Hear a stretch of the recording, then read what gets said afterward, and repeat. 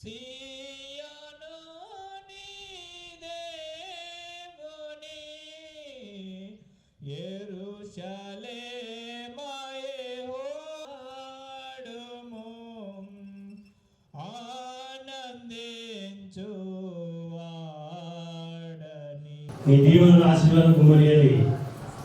Sir కుటుంబాన్ని, సాంత్రాన్ని, రావణుని, దేవిని, సువాలని వాళ్ళని ఆశ్రయించండి.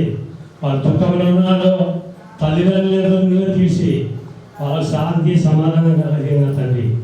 మా సంఘమని, మా సంఘ పిల్లల్ని, ఈత పిల్లల్ని, ఆడలని, చిన్న పిల్లల్ని, పెద్దవాడిని, ఎవరొస్తున్నాయి మేము ఉదారం ఉన్నా తండ్రి. నీ దీవులను మా ప్రయోగించండి. గొప్ప తండ్రివి, పరమ తండ్రివి, మహాదరుడవు. నేను మమ్మల్ని ఆశ్రయించి బలపరచండి. శైతాన్ని దూరపరచండి. మమ్మల్ని ఆశ్రయించి బలపరిచి మొదట చేసుకుంటున్న మా పైన నీకుమా వచ్చి మమ్మల్ని ఆశ్రయించమని స్తోత్రం ఎదుర్కొంటూ నీ పోరాడు మా రక్షకుడు యేసు పరిశుద్ధ నామమున తండ్రి వల్ల దీవించమని ఆశ్రయించమని నీ పోరాడు యేసు నామమున వేసుకుంటున్నాను తండ్రి. ఆమేన్.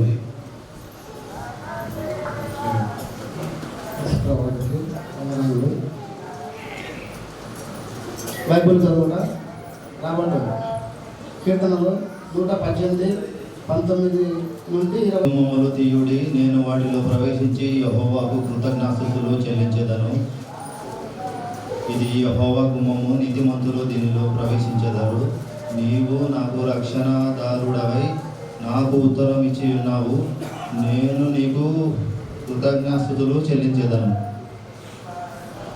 ఇది యెహోవా వలన కలిగినది, అది మన కన్నులకు ఆశ్చర్యము. ఇది యెహోవా ఏర్పాటు చేసిన దినము, దీని యందు మనము ఉత్సహించి సంతోషించేదము. డి ఎలీషా, డి ఎమ్మెలమ్మ గార్ల కుమారుడు నేను సంసోను నేను ప్రభు అయిన యేసుక్రీస్తు నామములో మీ అందరికీ శుభాభివందనములు తెలియజేస్తున్నాను. అనుగ్రహించినట్టు ఈ సమయంలో దేవుని మాటలు మనము నేర్చుకోబోతున్నాము. 2024వ సంవత్సరం అంతటిలో జరిగినది. దేవుని నమ్మిన వారము సమస్తము దేవుని చిత్తము అని బ్రతికేటువంటి వారం కాబట్టి దేవునిపై భారం వేసి దేవుని మార్గంలో జీవించేటువంటి వారం. దిక్కు లేని వారికి ఆయనే దిక్కై ఉన్నాడని సెలవిచ్చింది. ఆ దేవుని దీవెనలు, ఆశీర్వాదాలు కోరుతూ ఈ సమయంలో ఆయన మాటలు మనము నేర్చుకోబోతున్నాం. దేవుడు సంతోషించినది ఎప్పుడు అంటే దేవుని వాక్యాన్ని చదువుతూ, దేవుని వాక్యాన్ని నేర్చుకుంటూ, ఆ దేవుని వాక్యమును అనుసరించి నడిచినప్పుడే దేవుడు మనల్ని ఆశీర్వదిస్తాడు. ఇలాంటి పండుగలు ఎన్ని జరుపుకున్నా, కొత్త బట్టలు ఎన్నిసార్లు వేసుకున్నా, ఎంత ఘనంగా వైభవంగా కార్యక్రమాలను మనం నిర్వహించిన వాటి వల్ల మన హృదయానికి, మన మనసుకు ఆనందం తప్ప దేవుడికి, దేవుని మార్గంలో కలుగున్నది ఏమి కూడా లేదు. మొన్న మీటింగ్లో కూడా మనం అనుకున్నాము, దేవుని వాక్యమే మన పాదములకు దీపము, మన త్రోవకు వెలుగై ఉంది అని అనుకున్నాం. కాబట్టి పెద్ద ఆయన మనకు నేర్పినటువంటి జ్ఞానముతో మనం ముందుకు వెళ్ళగలిగితే కనుక అదే మనకు ఆశీర్వాదము, అదే మనకు దీవెనకరం. ఆ విషయాన్ని గుర్తుంచుకోవాలి. మొదటి శతాబ్దపు క్రైస్తవుల వలె, మొదటి శతాబ్దపు అపోస్తలుల వలె, అపోస్తలుల బోధ ఎందును, సహవాసమందును, రొట్టె విరుచుట ఎందును, ప్రార్థన చేయుట ఎందును ఎడతెగక ఎవరైతే ఉండాలి అని నిశ్చయించుకుంటున్నారో వారి మీద దేవుని ఆశీర్వాదాలు మెండుగా ఉంటాయి. ఆ విషయాలన్నీ గుర్తుంచుకుని ఇక దేవుని వాక్య భాగంలోకి మనం ముందుకు సాగిపోదాం. ఈరోజు 2 విషయముల గురించి నేను మాట్లాడబోతున్నాను. నెంబర్ 1 పండుగల గురించి మాట్లాడబోతున్నాను. రెండవది ప్రభునందు మన ప్రయాసము వ్యర్థమవుతుందా అనే 2 విషయాల గురించి ఈరోజు నేను మాట్లాడబోతున్నాను. నెంబర్ 1 పండుగల గురించి నేను మాట్లాడబోతున్నాను. నెంబర్ 2 ప్రభునందు మన ప్రయాసము వ్యర్థమవుతుందా. ఈ 2 విషయాల గురించి ఈరోజు మన పాఠంలో మనం ముందుకు సాగిపోదాము. పరిచయ వాక్యంలో 118వ కీర్తన 19 నుంచి 20 వచనాలు ఇందాకే సోదరుడు రాబర్ట్ చదివి వినిపించాడు. ఆ విషయాన్ని ఒకసారి మనం చూద్దాం. నేను వచ్చినట్లు నీతి గుమ్మములు తీడి, నేను వాటిలో ప్రవేశించి యెహోవాకు కృతజ్ఞతాస్తుతులు చెల్లించెదను. ఇది యెహోవా గుమ్మము, నీతిమంతులు దీనిలో ప్రవేశించెదరు.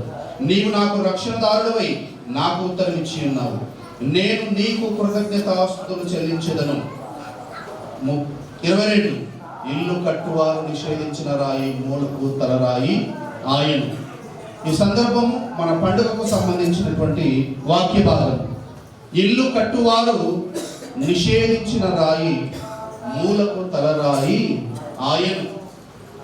ఈ యొక్క ప్రపంచమంతా కూడా దేని మీద తమ నివాసమును, దేని మీద తమ విశ్వాసాన్ని కట్టుకోవాలో ఆయన ఈ లోకానికి వచ్చినప్పుడు ఆయన చేత మన విశ్వాసాన్ని, మన నివాసాన్ని కట్టుకోకుండా ఏం చేశామంటే ఆయనని తృణీకరించారు.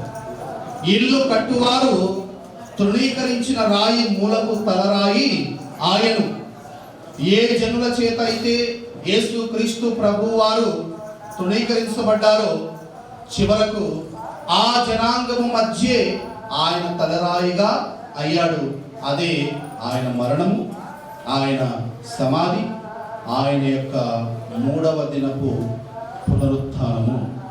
అదే ఆదివార దినము. ఆదివారము అన్నది వారమునకు ప్రారంభం కాబట్టి దాని పేరు ఆది వారము.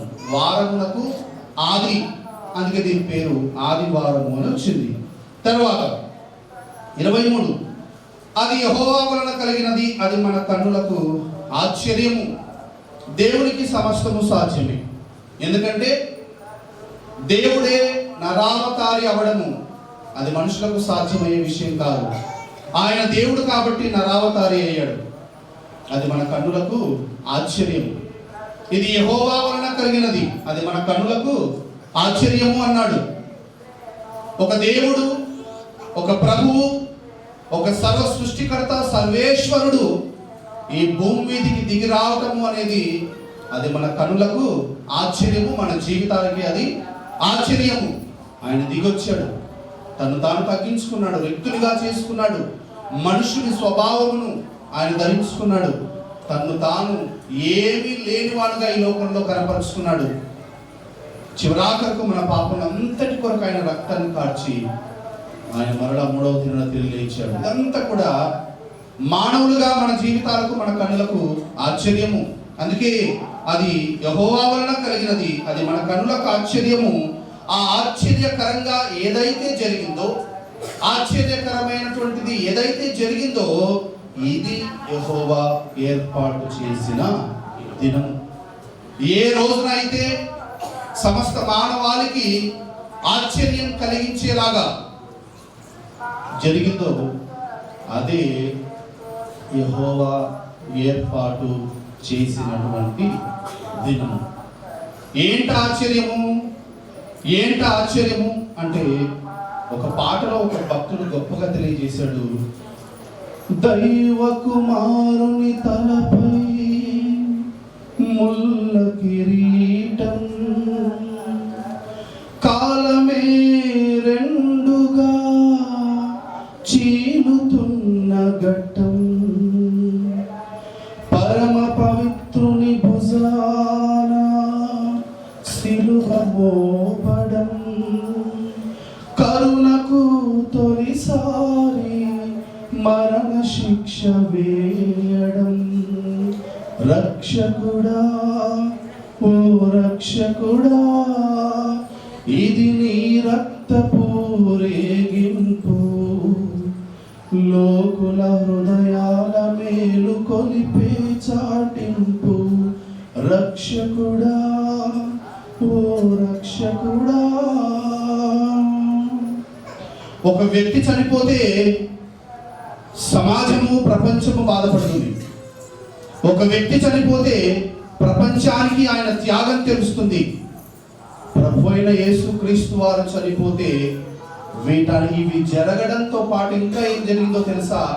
కాలమే ఏమైందట? రెండుగా చీలిపోయిందట. అందుకే కాలమే రెండుగా చీలుతున్న ఘట్టం. ఆయన చనిపోతే కాలమే రెండుగా చీలిపోయింది. క్రీస్తు పూర్వముగా, క్రీస్తు శకంగా చీలిపోయింది. ఇది మనం విశ్వసిస్తున్నటువంటి ప్రభు అయిన యేసు క్రీస్తు వారి యొక్క గొప్పతనం. ఇది యెహోవా ఏర్పాటు చేసిన దినము, దీని యందు మనము ఉత్సహించి సంతోషించాలి. దీని యందు మనము ఉత్సహించి సంతోషించాలి. నిజమైన క్రిస్మస్ అంటే ఇది. క్రిస్మస్ అనగా యేసుక్రీస్తును పూజించడము, యేసుక్రీస్తును ఆరాధించడము. క్రిస్మస్ అనగా యేసుక్రీస్తు యొక్క జన్మదినము కానే కాదు అనే విషయాన్ని గుర్తు చేసుకుంటూ ఇది యెహోవా ఏర్పాటు చేసిన దినము, దీని యందు మనం ఉత్సహించి సంతోషించడం. అందుకే ప్రతి ప్రభు దినాన మనం ఎలా ఉండాలని మనం నేర్చుకుంటున్నామంటే ఎడతెగక ఉండాలి. ఎందుకు అంటే ఇది యెహోవా ఏర్పాటు చేసిన దినము. ఇదే మాట మనకు అపోస్తల కార్యాల్లో కూడా మనకు 4వ అధ్యాయంలో చెప్పబడింది. ఇవన్నీ కూడా మనకు తెలుసు. పండుగల గురించి ఒకసారి నేను ఊరికలా తెలియజేసి ముఖ్యమైనటువంటి విషయంలోకి వెళ్ళాలనేది నా యొక్క ఉద్దేశం. యెషయా గ్రంథము 4వ అధ్యాయము 4వ వచనంలో దేవుడు ఇలా తెలియజేస్తున్నాడు, యెరూషలేమునకు ఒక రక్తము తగులుతుంది. యెరూషలేమును ఏం తాకుతుంది? ఒక రక్తము తాకుతుంది. ఆ రక్తము తాకినప్పుడు మీరందరూ కూడా పరిశుద్ధులవుతారు అని యెషయా ప్రవక్త ప్రవచించాడు. 4వ అధ్యాయం 4వ వచనంలో, సియోను కుమార్తెలకున్న సమస్త కల్మషము నుండి నేను విడిపించెదను, మీ యొక్క సమస్త కల్మషమును నేను విడిపించెదను. యెరూషలేమునకు ఒక రక్తము తగలబోతుంది. యెరూషలేమును ఒక రక్తము తాకుతోంది. ఎప్పుడైతే ఆ రక్తము యెరూషలేమును తాకుతుందో అక్కడ నుండి ఆ రక్త ప్రభావము భూదిగంతముల వరకు విస్తరిస్తుంది అని యెషయా ప్రవచించాడు. ఆ తర్వాత కొరింథీయులకు రాయబడినటువంటి మొదటి పత్రిక 5వ అధ్యాయము 7-8 వచనాల్లో మనకందరికీ తెలుసు. మనము పులిపిండి లేని వారు కనుక పాతదైనటువంటి ఆ ముద్దను తీసి పారవేసి కదా, మన కొరకు క్రీస్తు అను పస్కా పశువు వధింపబడెను. రొట్టె అన్నది అది ఏంటో కాదు, అది మన యొక్క జీవితానికి సాదృశ్యము, మన జీవితానికి సాక్షాత్కారము రొట్టె. ఈ రొట్టె పులియబెడుతున్నావా, పరిశుద్ధంగా ఉంచుకుంటున్నావా అనేది నీ మీద ఆధారపడి ఉందని గుర్తుంచుకోవాలి. పులియని రొట్టెతో పండుగ ఆచరించము. మనకొక పండుగ ఉంది, అది ఆశ్చర్యకరంగా ఒకనాడు జరిగింది.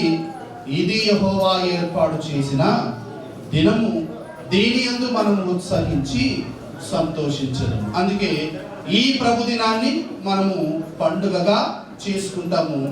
నిజ క్రైస్తవునికి ప్రతి ఆదివారము పండగే. నిజ క్రైస్తవునికి 52 ఆదివారములు పండగే. ఈ రోజు మొదటిది కాబట్టి ఇదేం ప్రత్యేకమైనది కాదు.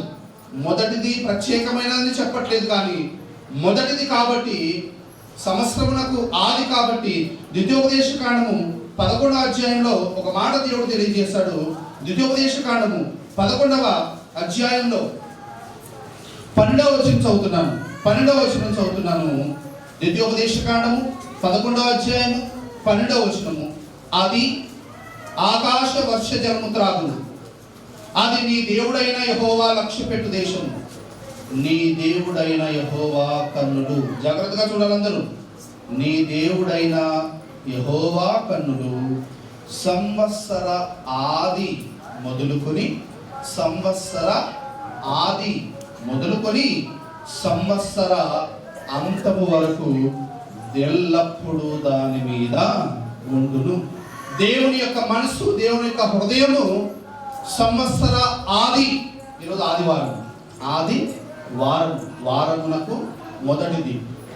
నీ దేవుడైన యెహోవా కన్నులు సంవత్సర ఆది మొదలుకొని సంవత్సర అంతము వరకు ఎల్లప్పుడూ దాని మీద ఉండును, ఎల్లప్పుడూ మన మీద ఉండును అని దేవుడు తెలియజేశాడు. కాబట్టి సంవత్సరమునకు ఆది వారము, సంవత్సరము మొదటి నుండి కూడా 1వ తేదీ నుండి కూడా, లేదా సంవత్సర ఆది నుండి సంవత్సర అంతం వరకు దేవుని యొక్క కృప, దేవుని యొక్క దయ, దేవుని యొక్క కన్నులు మనందరి మీద ఉండును గాక. ఈ 2025వ సంవత్సరమును దయా కిరీటముగా దేవుడు మనకు అనుగ్రహించును గాక. ఆశీర్వాదకరంగా, దీవెనకరంగా, అభివృద్ధికరంగా దేవుడు ఈ 2025వ సంవత్సరమును మనకు అనుగ్రహించును గాక. ఇది పండుగను గూర్చినటువంటి విషయం. ఇక రెండవ విషయంలోకి మనం వెళ్ళిపోబోతున్నాము. రెండవది, ప్రభువునందు మన ప్రయాస వ్యర్థమవుతుందా?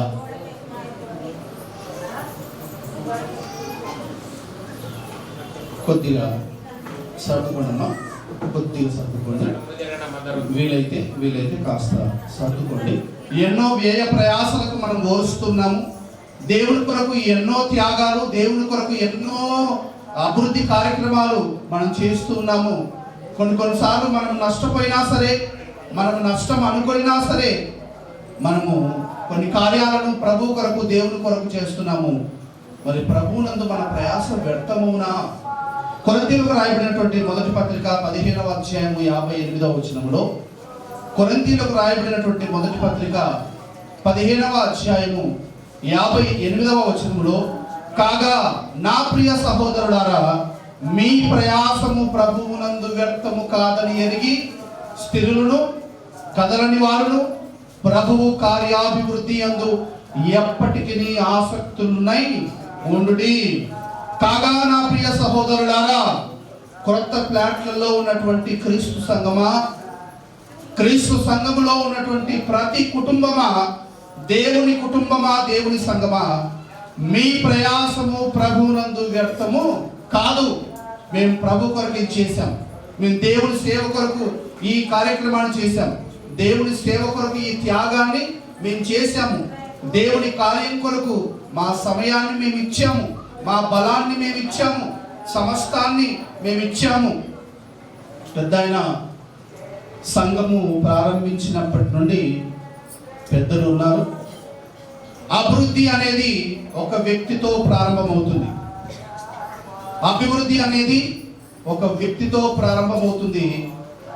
అది ఆ అభివృద్ధి కొనసాగాలి అంటే ఆ ఒక్కడి వల్ల అవదు. అందరూ కలిసి కట్టుగా ఉంటేనే ఆ అభివృద్ధి అనేది కొనసాగుతుంది. ఈ సంఘము ప్రారంభమైనప్పటి నుండి పెద్దలు ఉన్నారు ఇక్కడ. మీరు ఎన్ని కష్టాలు పడ్డారో, ఎంత ప్రయాసపడ్డారో, సంఘం అభివృద్ధి అవడానికి కొరకు మీ దైవ సేవకులతో మీరు ఎంతగా సహకరించారో, ఎంతగా ఆయన పనిలో మీరు కూడా ఆయన వెనక ఉన్నారో ఇక్కడ ఉన్నటువంటి పెద్దలందరికీ కూడా తెలుసు. అందుకే అంటున్నాను, అభివృద్ధి అనేది ఒక వ్యక్తితో ప్రారంభమవుతుంది. అయితే ఆ అభివృద్ధి ఎల్లకాలము కొనసాగాలి అంటే ఆ ప్రారంభించినటువంటి ఆయన వెనుక అందరూ కలిసికట్టుగా ఉంటేనే ఆ యొక్క అభివృద్ధి అనేది కొనసాగేటువంటి అవకాశము ఉంది. దాన్ని మనం కొనసాగిస్తున్నాము. ఈ కొనసాగించేటువంటి క్రమంలో ప్రతి ఒక్క కుటుంబము, ప్రతి కుటుంబంలో ఉన్నటువంటి ప్రతి సభ్యుడు దేవుని కొరకు, సంఘం కొరకు, ఈ సంఘం కొరకు ఎంతో కొంత ప్రయాస పడి ఉంటాడు. దేవుడు మనకు వాగ్దానం ఇస్తున్నాడు, దేవుడు మనతో ప్రమాణం చేస్తున్నాడు. దేవుడు ఏమంటున్నాడు అంటే, కాగా నా ప్రియ సహోదరులారా, మీ ప్రయాసము ప్రభువునందు వ్యర్థము కాదు. నమ్ముతున్నామా?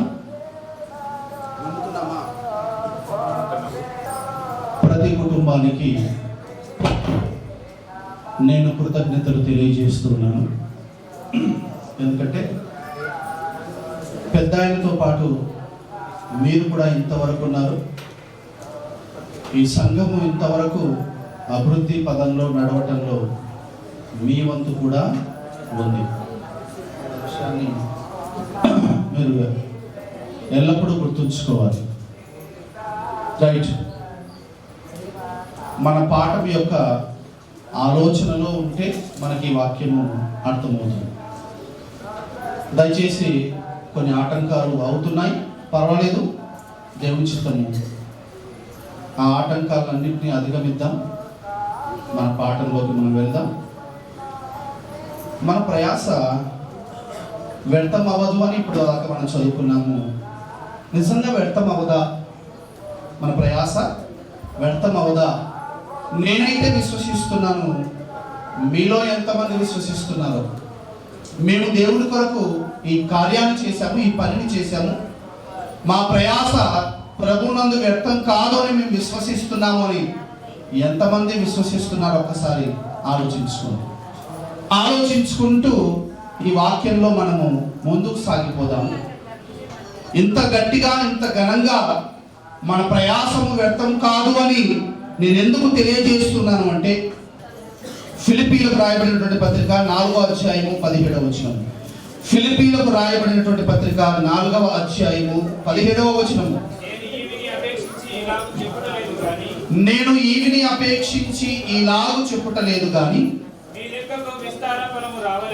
మీ లెక్కకు విస్తార ఫలము రావాలని అపేక్షించి చెప్పుచున్నాను.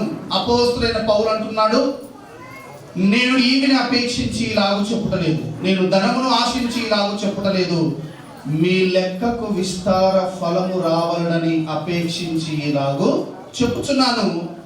మీరు ప్రభు కొరకు మీ యొక్క ధనాన్ని ఇస్తున్నారు, ప్రభు కొరకు మీ ఈవిని ఇస్తున్నారు. మీరు ప్రభు కొరకు ఆ ఈవిని ధనాన్ని ఇవ్వటం వల్ల దానికి ఏమొస్తుందట? విస్తార ఫలం వస్తుంది. దానికి విస్తార ఫలం వస్తుంది. కాబట్టి మన ప్రయాస ప్రభునందు వ్యర్థము కాదు. కొరింథీయులకు రాయబడినటువంటి 2వ పత్రిక 9వ అధ్యాయం 10వ వచనంలో, కొరింథీయులకు రాయబడినటువంటి 2వ పత్రిక,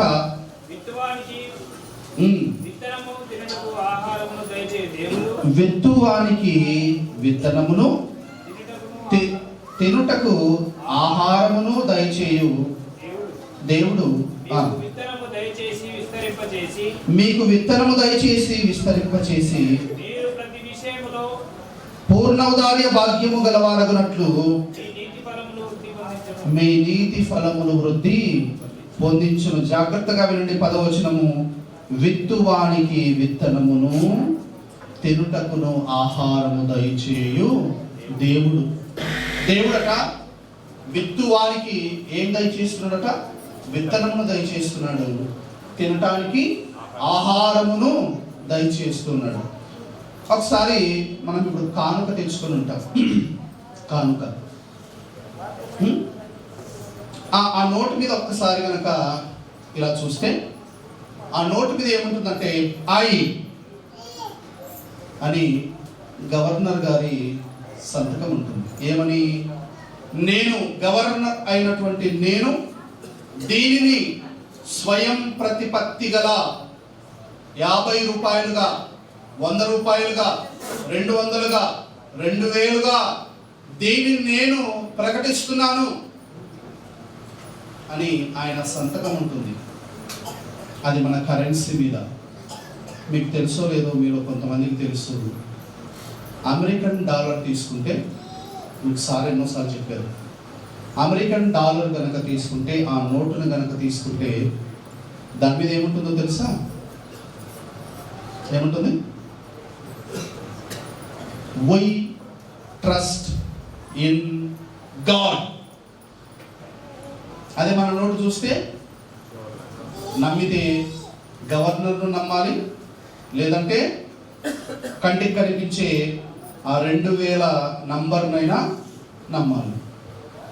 కానీ మీరు అమెరికన్ డాలర్ కనుక తీసి చూస్తే దాని మీద ఏముంటుందంటే వై ట్రస్ట్ ఇన్ గాడ్, మేము దేవుని యందు నమ్మిక ఉంచుతామని ఉంటుంది. అంటే కనిపించే ఈ నోటు మీద కాదు, కనిపించే ఈ నంబర్ మీద కాదు, ఈ సంఖ్య మీద కాదు. We trust in God. దేవుని యందే మేము విశ్వసిస్తాము. అందుకే విత్తు వారికి విత్తనమును ఆయన ఇస్తాడు, తినుటకు ఆహారమును ఆయన ఇస్తాడు కదా. బుద్ధి జ్ఞానముల సర్వ సంపదలు ఆయన ఇస్తాడు, సకల ఐశ్వర్యములు ఆయన ఇస్తాడు. మంటి ఘటమైనటువంటి మనలో మహిమైశ్వర్యమును ఆయనే నింపుతాడు. ఆయనే సమస్తము, ఆయనే సమస్తమును మనకు ధారాళముగా దయచేవాడు. అందుకే we trust in God. Don't trust in money. Don't trust in people. మానవుని యందు విశ్వాసం ఉంచవద్దు, ధనము యందు విశ్వాసం ఉంచవద్దు, దేవుని యందే విశ్వాసం ఉంచు అని వాళ్ళు రాస్తున్నారు. విత్తువానికి విత్తనమును ఇచ్చేవాడు, తినుటకు ఆహారమును ఇచ్చేవాడు, సమస్తమును మనకు ధారాళముగా దయచేయవాడు ఆయనే. కాబట్టి మన ప్రయాస ఎందుకు వ్యర్థమవుతుంది? సమస్తమును దయచేయవాడు ఆయన అయినప్పుడు మన ప్రయాస దేవునిలో ఎందుకు వ్యర్థమవుతుంది? కాబట్టి ప్రభు కొరకు ఏ చిన్న పని చేసినా, ప్రభు కొరకు ఏ పెద్ద పని చేసినా, దేవుని కొరకు ఏ చిన్న ఆలోచన చేసినా, దేవుని కొరకు ఏ పెద్ద ఆలోచన మీరు చేసినా, మీ ప్రతి ప్రయాస ప్రభువునందు వ్యర్థము కాదు. ఆ తర్వాత ఫిలిప్పీలకు రాయబడినటువంటి అదే 4వ అధ్యాయము 19వ వచనంలో, ఫిలిప్పీలకు రాయబడినటువంటి పత్రిక 4వ అధ్యాయము 19వ వచనంలో, కాగా దేవుడు తన ఐశ్వర్యము చొప్పున క్రీస్తు యేసునందు మహిమలో మీ ప్రతి అవసరమును తీర్చును. కాగా దేవుడు తన ఐశ్వర్యము చొప్పున. దేవునికి ఐశ్వర్యం ఉందా అంటే సమస్త భూమి నాదే కదా. భూమిలో ఉన్నటువంటి బంగారు ఆయనదే, భూమిలో ఉన్నటువంటి వెండి ఆయనదే, భూమిలో ఉన్నటువంటి మ్యాంగనీస్ ఆయనదే, భూమిలో ఉన్నటువంటి ఐరన్ ఆయనదే, స్టీల్ ఆయనదే, ప్లాటినం ఆయనదే, సమస్తము ఆయనదే. కాగా దేవుడు తన ఐశ్వర్యము చొప్పున క్రీస్తు యేసునందు మహిమలో మీ ప్రతి అవసరమును ఆయన తీర్చగలడు. మన ప్రతి అవసరమును తీర్చగల దేవుడు ఉన్నప్పుడు మన ప్రయాస దేవునిలో ఎందుకు వ్యర్థమవుతుంది? మన ప్రయాస దేవునిలో ఎందుకు వ్యర్థమవుతుంది? ఇంకా కొన్ని ఉదాహరణల ద్వారా మనము వేగంగా ముందుకు వెళ్ళిపోదాం. ఫిలిప్పీలకు రాయబడినటువంటి పత్రిక 3వ అధ్యాయము 7 నుండి 11 వచనములలో సమయం ఎక్కువవుతుంది, వద్దులేండి ఒక నిమిషం. ఫిలిప్పీలకు రాయబడినటువంటి పత్రిక 3వ అధ్యాయము 7 నుండి 11 వచనంలో అపోస్తుడైన పౌలు అంటున్నాడు, ప్రభు అయిన యేసుక్రీస్తు కొరకు ఏవేవి నాకు లాభకరములై ఉన్నవో వాటినన్నిటిని నేను పెంటతో సమానంగా ఎంచుకుంటున్నాను. ఏవేవి నాకు లాభకరములై ఉన్నాయో వాటిని ఏమంటున్నాడు? నష్టముగా నేను ఎంచుకుంటున్నాను అన్నాడు. మరి ఉన్న సమస్తాన్ని నష్టంగా ఆయన ఎందుకు ఎంచుకుంటున్నాడు అంటే, దేవుడు తన ఐశ్వర్యము చొప్పున ప్రతి అవసరమును మనకు తీరుస్తూ ఉన్నప్పుడు మన ప్రయాస ప్రభువునందు ఎందుకు వ్యర్థమవుతుంది? దేవుని కొరకు మనం చేసినటువంటి కార్యము ఎందుకు వ్యర్థమవుతుంది? అందుకే పౌలు అన్నాడు, క్రీస్తు యేసునందు నాకు కలిగిన సమస్తమును నేను పెంటతో సమానంగా ఎంచుకుంటున్నాను. నాకు ఏది వద్దు, ప్రభు అయిన యేసుక్రీస్తు తప్ప ఏ ఆస్తి ఐశ్వర్యము నాకు వద్దు అని ఆయన వదులుకున్నప్పుడు ఏ ధైర్యంతో ఆయన వదులుకున్నాడో ఆ ధైర్యాన్ని బట్టి మనం అనుకోవాలి, ప్రభువునందు మన ప్రయాసము వ్యర్థము కాదు. ఆ తర్వాత ఇంకా ముందుకు సాగిపోదాం. మత్తయి సువార్త 9వ అధ్యాయము 21వ వచనము. మత్తయి సువార్త 9వ అధ్యాయము 21వ వచనము.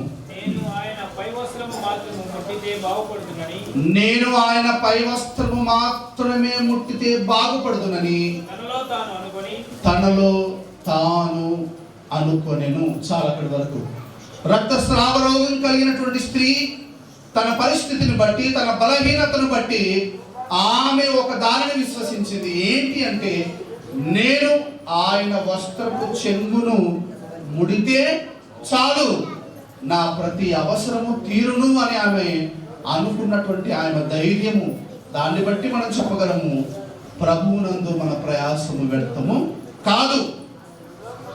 ఆయనకు ప్రార్థిస్తేనో ఆయనను వేడుకుంటేనే కాదు, ఆయన వస్త్రపు చెంగును మాత్రము ముడితేనే నేను బాగుపడుదును అని అనుకున్నటువంటి ఆమెను బట్టి చెప్పవచ్చు ప్రభువునందు మన ప్రయాసము వ్యర్థము కాదు. ఆ తర్వాత మార్కు సువార్త 10వ అధ్యాయము 50వ వచనము. మార్కు సువార్త 10వ అధ్యాయము 50వ వచనము. అంతటా వాడు బట్టను పారవేసి దిక్కున లేచి యేసునొద్దకు పోయెను. చదవబడినటువంటి ఈ మాట గమనించండి. ఒక గురుడి భిక్షకుడు, అతని పేరు బర్తిమై. తీమై కుమారుడు బర్తిమై అనే వ్యక్తి ఏం చేస్తున్నాడు? గురుడివాడై ఉండి భిక్షం ఎత్తుకుంటున్నాడు. తన ముందు ఒక బట్టను పరుచుకున్నాడు. అందరినీ అడుగుతున్నాడు, అమ్మా అమ్మా అయ్యా అని అడుగుతున్నాడు. వారందరూ ఆ బట్టలో తమకు తోచిన ధనాన్ని వేసుకు వెళ్ళేవారు. ఒకరోజు ప్రభు వచ్చారు. ఆ మార్గంలో ప్రభు వచ్చినప్పుడు పిలిచినప్పుడు ఏం చేశాడట? తన బట్టను పారవేసి దిక్కున లేచి, ఏంటట? దిక్కున లేచి యేసునొద్దకు పోయి. ఏ ధైర్యంతో వెళ్ళాడు?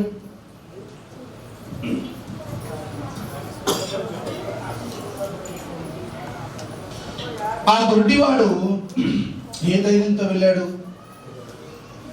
నా గుడ్డి కనులను ఆయన బాగు చేస్తాడు, నా గుడ్డి కనులు బాగవుతే దేనితోనూ కూడా నాకు పని లేదనే ధైర్యంతో వెళ్ళాడు. ఆ గుడ్డి భిక్షకుని బట్టి మనం చెప్పవచ్చు ప్రభునందు మన ప్రయాసం వ్యర్థము కాదు. ఎందుకు వ్యర్థం కాదు అంటే, పౌలు ఎవరి యందు విశ్వసిస్తున్నాడో ఆయనందే మనం కూడా ఇప్పుడు విశ్వసిస్తున్నాము. రక్తస్రావ రోగం కలిగినటువంటి స్త్రీ ఎవరి యందు విశ్వసిస్తుందో ఆయన యందే మనం ఇప్పుడు విశ్వసిస్తున్నాము. గుడ్డి భిక్షకుడు అయినటువంటి బర్తిమై ఎవరి యందు విశ్వసించాడో ఆయన యందే మనము కూడా ఇప్పుడు విశ్వసిస్తున్నాము. మరి ఆయననే మనము విశ్వసిస్తూ ఉన్నప్పుడు, వారంతగా ఆయనను నమ్మినప్పుడు, మరి ఆయనను విశ్వసించినటువంటి మన ప్రయాసము ఇప్పుడెందుకు వ్యర్థమవుతుంది? ఒకవేళ మన ప్రయాసం వ్యర్థమవుతుంది అనుకుంటే, అపొస్తలుడైన పౌలు తనకు కలిగిన దాన్ని అంతటినీ నష్టముగా అనుకొనడు. రక్తస్రావ రోగం కలిగినటువంటి స్త్రీ ఆయనను ముడితేనే బాగుపడదును అని అనుకొనదు. తీమై కుమారుడు బర్తిమై నా బట్టను పారవేస్తే నేను ఎలా బ్రతకాలి అని అనుకొనడు. అర్థమవుతుందా? కాబట్టి వీటన్నిటిని బట్టి ఆలోచిస్తూ ఉంటే ప్రభువునందు మన ప్రయాసం వ్యర్థము కాదు. ఆ తర్వాత ముందుకు సాగిపోదాం. లూకాసు వార్త 21వ అధ్యాయము 1 నుండి 4 వచనాల్లో మనకు అందరికీ తెలుసు. లూకాసు వార్త 21వ అధ్యాయము 1 నుండి 4 వచనములలో కానుక పెట్టెలో తమ కానుకలను వేయించున్నటువంటి ధనవంతులను ఆయన పారచూచెను. అప్పుడు ఒక బీద విధవరాలు 2 కాసులను చేత పట్టుకుని ఆ యొక్క ఏం చేసింది? కానుక పెట్టెలో వేసినప్పుడు ప్రభు అన్నారు, ఆమె తన జీవనమంతయు వేసెను. తన జీవనమంతయు దేవునికి ఇచ్చే అంతటి ధైర్యము ఆమెలో ఎలా ఉంది అని మనం ఆలోచిస్తే, ప్రభువునందు మన ప్రయాసము వ్యర్థము కాదు. ప్రభువునందు మన ప్రయాసము వ్యర్థము కాదు. ఈ సంఘము ప్రారంభమైనప్పటి నుండి ఇప్పటి వరకు సంఘములో ఉన్నటువంటి ప్రతి ఒక్కరూ, ప్రతి కుటుంబము, మీరు సంఘ క్షేమాభివృద్ధి కొరకు, సేవకుని యొక్క క్షేమము కొరకు ఎన్ని కార్యాలను చేసి ఉంటారో ఒక్కసారి తలపోసుకోండి, ఒక్కసారి ఆలోచించుకోండి. ఏ చిన్నది, ఒకవేళ పెద్ద ఆయన మర్చిపోవచ్చేమో, ఒకవేళ ఆయన తర్వాత మేము మా కుటుంబం మరచిపోవచ్చేమో కానీ ఆ సర్వేశ్వరుడు మాత్రము ఎవరిని మరువడు. కాబట్టి మీ ప్రయాసము ప్రభువునందు వ్యర్థము కాదు. మరి మన ప్రయాసము ప్రభువునందు వ్యర్థము కాదు అని అనుకున్నప్పుడు ఎందుకు మరి మనము ప్రభు దినాన్ని మానేస్తున్నాం? ఎందుకు ప్రతిరోజు దేవుని వాక్యాన్ని చదవటం మానేస్తున్నాము? ఎందుకు ప్రతి దినము ప్రార్థన చేసుకోవటము మానేస్తున్నాము? ఇంతమంది ఆయన యందు అంతటి నమ్మకము కలిగి ఆయన కొరకు సమస్తాన్ని విడిచిపెడుతున్నప్పుడు ఆ మాటలు చదువుతున్నటువంటి మనమెందుకు దేవుని కొరకు త్యాగం చేయట్లేదు? ఒక విషయం గమనించండి. ఒక వ్యక్తి ప్రార్థనకు రాకుండా ఒక వ్యాపారంలోనో ఒక పనిలోనో ఉన్నాడు అంటే అతని యొక్క ఆలోచన ఏంటి తెలుసా? ఈ వ్యాపారం ద్వారా ఏం చేయాలి? లాభం వస్తుంది, లాభాన్ని సంపాదించాలి. ఈ వ్యాపారం ద్వారా నేను లాభమును సంపాదించాలి అనుకుంటాడు. కాబట్టి ఏం చేస్తాడంటే వ్యాపారంలోనే ఉంటాడు, పనిలోనే ఉంటాడు, దేవుని దగ్గరకు రాడు. కానీ దేవుని దగ్గరకు ఎవరైతే వస్తారో, నేను ఈవిని అపేక్షించి ఇలాగ చెప్పుటలేదు, మీ లెక్కకు విస్తార ఫలము రావలను. మీ లెక్కకు, మనము డబ్బులు అంటాం ఇక్కడ, మనం ఇక్కడ డబ్బులు అంటాము. కానీ కడప జిల్లాలో, చిత్తూరు జిల్లాలో డబ్బులు అన్నారు. వాళ్ళు ఏమంటారు? లెక్క ఉందా అంటారు. ఏ అడిగినా ఏం సమయం లెక్క ఉందా అంటారు. మీ లెక్కకు విస్తార ఫలము వస్తుంది.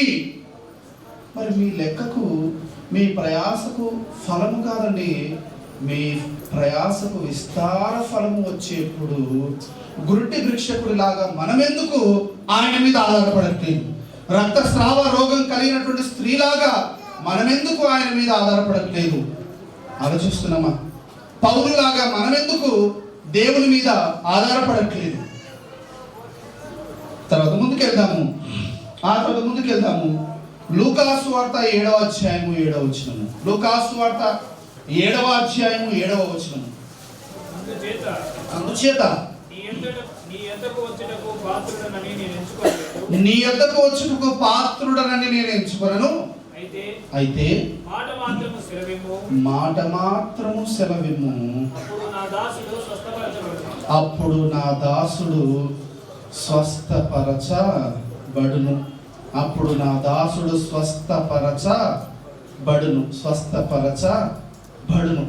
ఒకవేళ ఇక్కడ చూడండి, ఒక శతాధిపతి ఉన్నాడు. ఆ శతాధిపతి కింద పనిచేస్తున్న సైనికుడు రోగి అయి ఉన్నాడు, చావ సిద్ధమై ఉన్నాడు. అప్పుడు ఆ శతాధిపతి ప్రభువుని అడుగుతున్నాడు, ప్రభువా, నా సేవకుని నువ్వు బాగు చేస్తే బాగుంటుంది అని మరి టక్కున ఏమన్నాడంటే, ప్రభువా, నీవు నా ఇంటికి వచ్చేంతటి యోగ్యుని, నేను పాత్రుని కాదు. ప్రభువా, మీరు ఎక్కడైతే ఉన్నారో అక్కడ నుండి మాట మాత్రము సెలవిమ్ము. నిజంగా అనిపిస్తుంది, మనం అప్పుడు ఆ కాలం ఉండింటే, అప్పుడు ఆ కాలంలో ఉండింటే కనుక అది నవంబర్ 2వ తేదీ ఉదయం 6:30 గంటలకు సోదరుడు వెంకటస్వామి ఫోన్ చేశారు. సార్, మా అమ్మ అంతేనా చనిపోయింది. ఒకవేళ ఆ కాలంలో కనుక మనం ఉంటే ఆయన ఏమనేవాడంటే, సార్ ఎక్కడున్నారు? బెంగళూరులో ఉన్నాను. సార్, ఒక్క మాట మీ నోట కదా, ఒక్క మాట మీ నోట తెలియజేయండి సార్, మీ వాక్కు ఫలిస్తుంది, మా అమ్మ బ్రతుకుతుందేమో అనేవాడు. అవునా? కానీ మనము ఆ కృపాయుగంలో, అప్పుడు మనము కృపావరముల యుగంలో మనము లేము.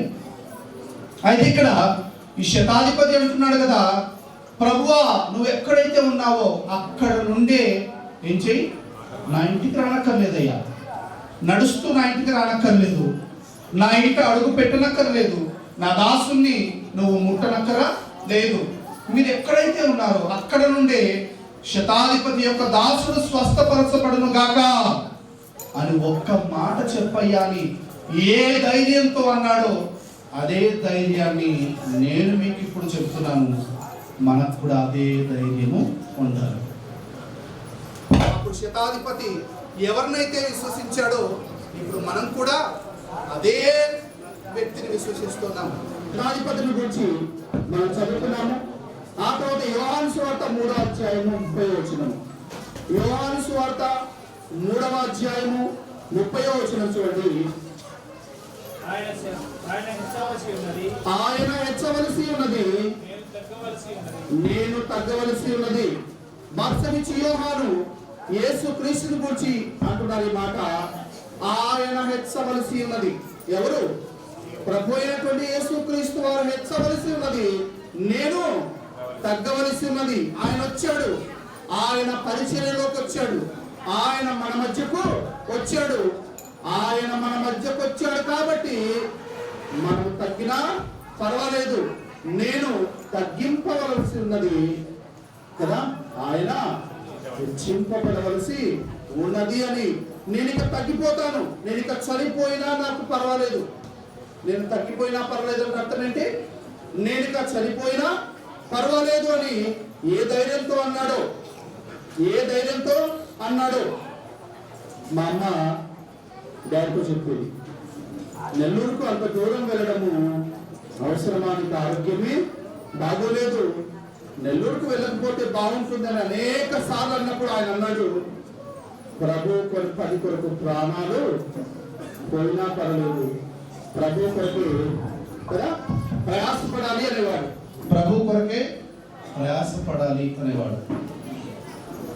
ప్రభు కొరకు ప్రాణాలు అర్పించినా పర్లేదు, సేవ మాత్రం మానకూడదు అన్నాడు. ఏ ధైర్యంతో అని అంటాడు? ప్రభువునందు నా ప్రయాస వ్యర్థం కాదని ఆయన అనుకొని ఉంటాడు. కాబట్టి ఆయన అంతటి త్యాగాన్ని ఆరోగ్యం బాగలేని పరిస్థితుల్లో కూడా ఆయన చేశాడు. అందుకే బాప్తిస్మమిచ్చే యోహాను అంటున్నాడు, నేను తగ్గవలసి ఉన్నది, ఆయన హెచ్చవలసి ఉన్నది. నేను ఇక చనిపోతాను, నాకు అర్థమైపోతుంది, నేను చనిపోతాను, నేను చనిపోయినా పర్వాలేదు, నేను చనిపోయినా పర్వాలేదు. ఆయన ఉన్నతుడు, ఆయన హెచ్చింపబడవలసి ఉంది అన్నాడు. అదే ధైర్యాన్ని మనం ఇప్పుడు కలిగి ఉండాలి. ఫిలిప్పీలకు రాయబడినటువంటి పత్రిక 1వ అధ్యాయము 23వ వచనము. ఫిలిప్పీలకు రాయబడినటువంటి పత్రిక 1వ అధ్యాయము 23వ వచనము. ఈ రెండిటి మధ్యను ఇరుకునబడి ఉన్నాను, నేను వెడలిపోయి క్రీస్తుతో కూడా ఉండవలెనన్న ఆశ నాకు ఉన్నది, అది నాకు మరి మేలు. పౌలు అంటున్నాడు, నేను వెడలిపోయి అంటే నేను చనిపోయి క్రీస్తుతో కూడా ఉండాలి అని నాకు ఆశ ఉంది, అది నాకు మరి మేలు, అది నాకు మరి మేలు. అపోస్తలుడైన పౌలు అంటున్నారు, నేను వెడలిపోయి క్రీస్తుతో కూడా ఉండవలెనన్న ఆశ నాకు ఉన్నది. నేను చనిపోయి క్రీస్తుతో కూడా ఉండాలనే ఆశ నాకు ఉంది అన్నాడు. ఏ ధైర్యంతో అని ఉంటాడో అదే ధైర్యాన్ని మనం కూడా ఇప్పుడు కలిగి ఉందాం. ఎందుకంటే మన ప్రయాస ప్రభువునందు వ్యర్థము కాదు. సంఘం కొరకు మీరు ఏ చిన్న పని చేసినా, దేవుని సేవకుని యొక్క క్షేమం కొరకు మీరు ఏ చిన్న పని చేసినా ప్రతి దానికి కూడా విస్తారమైన ఫలము ఉంది అనే విషయాన్ని మాత్రం మర్చిపోతారు. అలా ఫలము ఉంది అని విశ్వసించారు కాబట్టి దేవుని గ్రంథంలో ఇన్ని అద్భుతాలు రాయబడ్డాయి. రక్తస్రావ రోగం కలిగినటువంటి స్త్రీ గురించి రాయబడింది అంటే అదొక అద్భుతమైనటువంటి సందర్భము, అద్భుతమైనటువంటి కార్యము. శతాధిపతి విషయంలో అయితే యేసుక్రీస్తు వారు అన్నారు, ఇంత గొప్ప విశ్వాసము నేను ఇశ్రాయేలులోనైనను చూడలేదు. దేవుని బిడ్డలలో కూడా ఎంతటి ఆశ్చర్యమైనటువంటి విశ్వాసము లేదు అని ఆయన ప్రభువే ఆశ్చర్యపోయారు. మరి ఆశ్చర్యపోయేంతటి విశ్వాసము నమ్మకము శతాధిపతిలో ఏముందయ్యా అంటే, కాగా దేవుడు తన ఐశ్వర్యం చొప్పున ప్రభు అయిన యేసు క్రీస్తునందు మీ ప్రతి అవసరమును తీర్చు. కాబట్టి మన ప్రయాస ప్రభునందు వ్యర్థము కాదు. అపోస్తల కార్యాల గ్రంథము 5వ అధ్యాయము 41వ వచనము. అపోస్తలుల కార్యాల గ్రంథము 5వ అధ్యాయము 41వ వచనంలో ఆ నామము కొరకు అవమానము పొందుటకు పాత్రులని ఎంచబడినందున వారు సంతోషించుచు మహాసభ ఎదుట నుండి వెళ్ళిపోయి. రైట్, చూడండి, ఆ నామము కొరకు, యేసు క్రీస్తు అను నామము కొరకు అవమానము పొందుటకు కూడా మేము పాత్రులము. ఇప్పుడు మీలో నుండి ఎవరినైనా సోదరా దయచేసి ఇక్కడ వచ్చి కూర్చో అంటే సంతోషంగా కూర్చుంటారు. ఇక్కడ కూర్చున్న వారిని సోదరా కిందికెళ్ళి కూర్చోగలవా అన్నాను అనుకోండి కదా. we don't accept, we don't expect. అసలు దాన్ని ఊహించమని అక్కడి నుంచి పిలిస్తే వచ్చి కూర్చుంటాం, కానీ ఊరికే అనుకుంటున్నాను దయచేసి మీరు ఇద్దరు కిందికి వెళ్ళి కూర్చోగలరా అంటే అదేమవుతుంది? అది అవమానం అవుతుంది. కానీ అపోస్తలులు అంటున్నారు, బాగా గమనించండి, ఆ నామము కొరకు అవమానము పొందుటకు పాత్రులని ఎంచబడినందున మహాసభ ఎదుట నుండి ఎలా వెళ్ళిపోయారట? సంతోషముతో మహాసభ ఎదుట నుండి వెళ్ళిపోయారట. ఆ నామము కొరకు అవమానము పొందినా పర్వాలేదు, ఆ నామము కొరకు సమస్తాన్ని నష్టంగా ఎంచుకున్నా పర్వాలేదు. ఆ నామమును కేవలం వస్త్రపు చెంగును ముడితే చాలు, ఆయన హెచ్చితే చాలు, నేను చనిపోయినా పర్వాలేదు. ఎంతటి నమ్మకము, ఎంతటి విశ్వాసము! ఈ వాక్యాన్ని చదువుతున్నటువంటి మనం కూడా దేవుని యందు ఇంతటి విశ్వాసాన్ని కలిగి ఉండకపోతే ఎలా? ఆ తర్వాత యోహాను సువార్త 5వ అధ్యాయము 39వ వచనము. యోహాను సువార్త 5వ అధ్యాయము 39వ వచనము. ఇంతవరకు ప్రభులో దాదాపుగా లోక సంబంధమైనటువంటి ఆశీర్వాదాలు చూశారు. ఇప్పటి వరకు ప్రభువునందు లోక సంబంధమైనటువంటి అవసరాలు కూడా తీరుతాయి అని చూసాము. ఇప్పుడు చూడండి ఒకసారి, లేఖనముల యందు మీకు నిత్య జీవము కలదని తలంచుచు వాటిని పరిశోధించుచున్నారు. ఏం చేస్తున్నారట? లేఖనముల యందు నిత్య జీవము కలదని తలంచుచు మీరు వాటిని ఏం చేస్తున్నారు?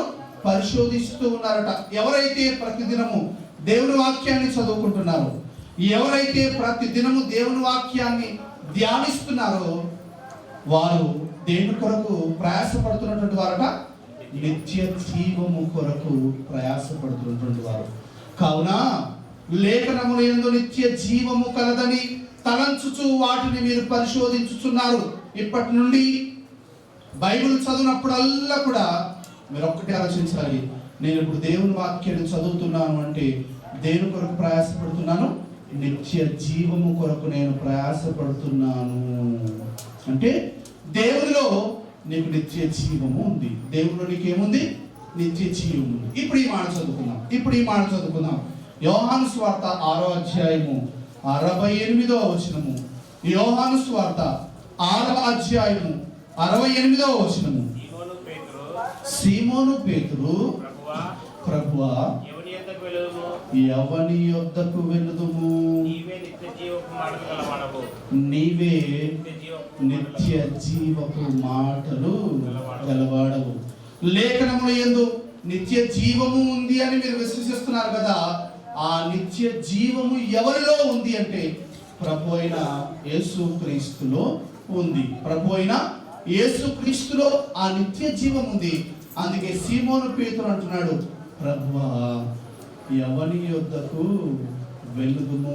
ప్రభు అడిగారు, ఆ 70 మంది నన్ను విడిచి వెళ్ళిపోయారు, 12 మంది శిష్యులారా మీరు కూడా వెళ్ళిపోవాలని ఉన్నారా అని అడిగినప్పుడు ప్రభు అన్నారు, సీమోను పేతురు అన్నారు, ప్రభువా ఎవరి యొద్దకు వెళుదుము, ఎవరి యొద్దకు వెళ్ళినా 1 కోటి రూపాయలు దొరుకుతాయేమో కదా, 10 కోట్ల రూపాయలు దొరుకుతాయేమో, ఒక పెద్ద బిజినెస్ దొరుకుతుందేమో, ఒక గొప్ప వ్యాపారము దొరుకుతుందేమో, కానీ ఎవని యొద్దకు వెళుదు ప్రభువా, నీవే నిత్య జీవపు మాటలు గల వాడవు.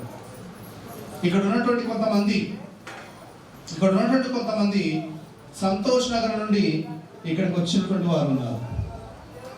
సంతోష్ నగర్ నుండి ఇక్కడికి వచ్చినటువంటి వారు ఉన్నారు. కొందరు ప్రత్యేకంగా వాక్యం కోసమే, ఇక్కడ దొరికే వాక్యం కోసమే వచ్చినటువంటి వారు కూడా సంఘములో ఉన్నారు. ప్రకాశం గారు ఉన్నారా లేదా? ఉన్నారు కదా.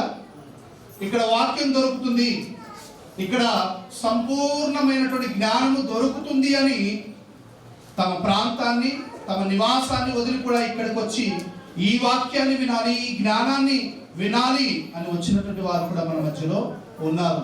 అందుకే ప్రభువా ఎవరి వద్దకు వెళుదామయ్యా, నీవే నిత్య జీవపు మాటలు గలవాడు. పేతురు ఏ ధైర్యంతో, ఏ నమ్మకంతో అని ఉంటాడో ఆయనలోనే నిత్య జీవము ఉంది.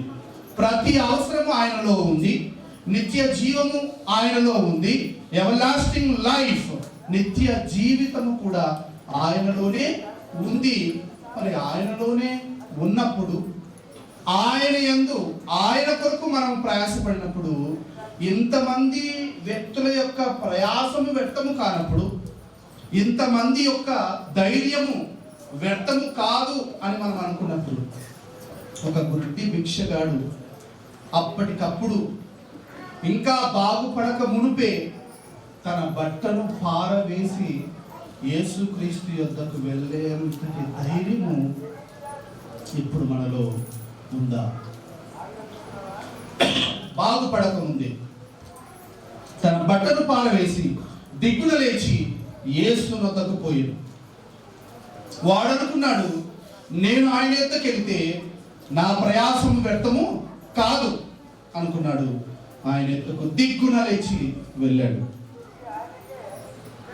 కాబట్టి ఇక మరలా కొరింథీయులకు రాయబడినటువంటి మొదటి పత్రిక 15వ అధ్యాయం 58వ వచనాన్ని మరొకసారి గుర్తు చేసి నేను ముగిస్తున్నాను. మరలా సంత మార్కెట్కు వెళ్ళాలి. కాగా నా ప్రియ సహోదరులారా, మీ ప్రయాసము ప్రభువునందు వ్యర్థము కాదు. ఎందుకు వ్యర్థం కాదు? ఇప్పటిదాకా ఇంతమందిని చూసాక, మరి ఇంతమందిని చూసి ఇంతమంది గురించి చదువుకున్న తర్వాత వారి ప్రయాస వ్యర్థము కాదు అని విశ్వసించిన తర్వాత ఇంకా ఎలా మన గుండెల్లో ఇంకా ఏమైనా ఈ గంట సేపు ప్రార్థనలో నేనుంటే నాకేమైనా వెనక నష్టం జరుగుతుందా అనే సందేహము ఉంటే గనక ఈ గంట సేపు వాక్యం అంతా కూడా పెడతాయి. కాబట్టి ప్రభు కొరకు ఏమైనా చేయవచ్చును, ప్రభు కొరకు ఎంతవరకైనా వెళ్ళవచ్చును. మీ నాయకుడు మరణము వరకు కూడా వెళ్ళాడనే విషయాన్ని నేను గుర్తు చేస్తున్నాను. మీ నాయకుడు ప్రభు కొరకు మరణము వరకు కూడా ఆయన వెళ్ళాడు అని గుర్తు చేస్తూ ఈ వాక్యాన్ని, ఈ నా మాటలను ముగిస్తున్నాను. అందరికీ మరొకసారి ప్రభు అయినటువంటి యేసు క్రీస్తు వారి యొక్క ప్రశస్తమైనటువంటి నామములో వందనములు, కృతజ్ఞతలు తెలియజేస్తూ ముగిస్తున్నాను. Thank you.